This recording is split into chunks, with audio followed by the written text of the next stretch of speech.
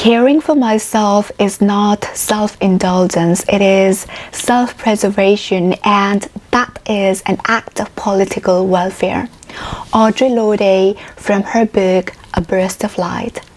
Hashtag self-care, hashtag self-care Sunday routine with me. Hundreds of hashtags out there and millions of photographs out there in social media. Women covered with face masks, yoga, meditation on a beach, bubble bath while reading a book, drinking wine, all in the name of self-care. Self-care sounds like a new, fresh concept because it has been trending for a couple of years. But it's not. Self-care has a history, and in this video we'll be talking about the history of self-care. The term self-care actually has some medical roots. It was first identified somewhere around 1950s. At that time, institutionalized patients, they were being encouraged to engage in some sort of physical activity and groom themselves so that they can feel better. And both you and I know that the moment we engage in some physical activity, be it walking, running, we feel good about it. Later in 1960s, it found its audience among those people who had a very stressful jobs, for example, doctors, nurses, firefighters, social workers. Self-care in the form of getting adequate sleep, going for a walk, spending time in nature, yoga, meditation, self-reflection, journal, it was being recommended to them. So it became a way to cope with stress and anxiety. Now, during 1960s and 1970s, this medical concept flipped into a political concept because there was a rise of women's movement, civil rights movement, LGBTQ liberation, the formation of Black Panthers. There were like so many things going around this era.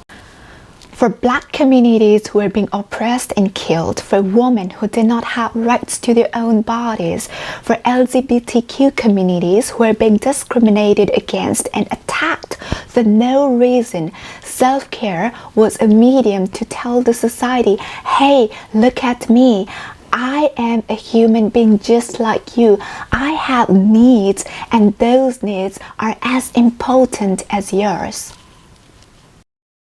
And for the activist, it's such a courageous act to lead a movement and bring a radical change in the society. So they had to take care of themselves first in order to help the society.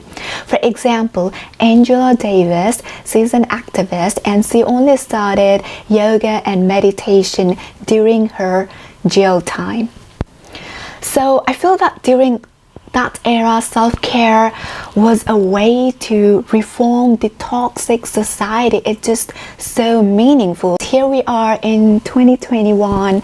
We have so many different variations of self-care out there.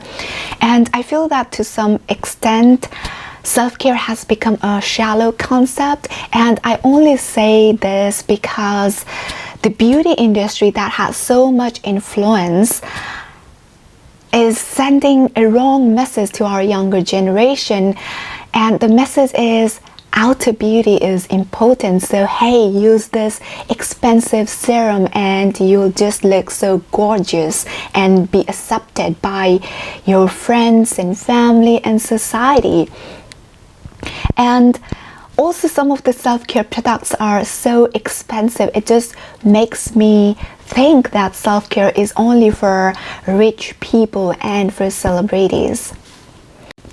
I think as a consumer, as a human being, we need to question ourselves what self-care really means to us as an individual and choose wisely. We do not have to buy the products out there in the market just because they have the label self-care. Because the self-care concept has been trending, I think we need to understand and really appreciate the history behind it, because for me, I find it influential. It's just so meaningful. Alright, that's all for today's video. I hope you enjoyed it. Please do not forget to like and subscribe to my channel. Until next week, my gorgeous friends, take care. Namaste.